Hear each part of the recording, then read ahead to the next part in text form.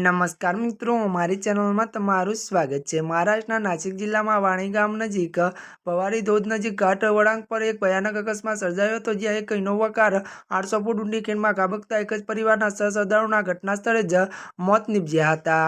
મળતી વિગતો અનુસાર મિત્રો વધુ વાત કરવામાં આવે તો જણાવી દઈએ કે શ્રદ્ધાળુ સપ્તગૃહની ત્યારે સ્કુનગઢ માતા સપ્તગૃહસોનીના ત્યારે દર્શન કરીને પરત ફરી રહ્યા હતા, ત્યારે ગંભીર અકસ્માત સર્જાયો હતો।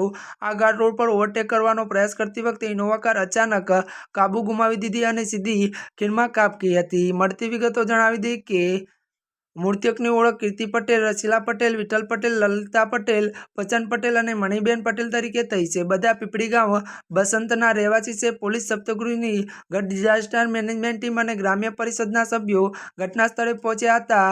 અને મિત્રો વધુ વાત કરવામાં આવે તો ત્યારે સ્થાનિકોએ જાહેર બાંધકામ વિભાગ પર ગંભીર બેદરકારીનો આરોપ લગાવ્યો છે। તેવું પણ કહેવાય છે કે ત્યારે ઘાટના વળાંક પરનો રસ્તો ખૂબ જ ખરાબ હાલતમાં હતો અને વારંવાર ફરિયાદો કરવા છતાં તેનું સારકામ કરવામાં આવ્યું ન હતું। રસ્તાની ખરાબ હાલત આ જીવલેણ અકસ્માતનું મુખ્ય કારણ હતી। ત્યારે મિત્રો આજના માટે બસ આટલું જ। અમારી ચેનલમાં નવા હોય તો અમારી ચેનલને લાઇક, શેર અને સબસ્ક્રાઈબ કરી દેજો। ધન્યવાદ।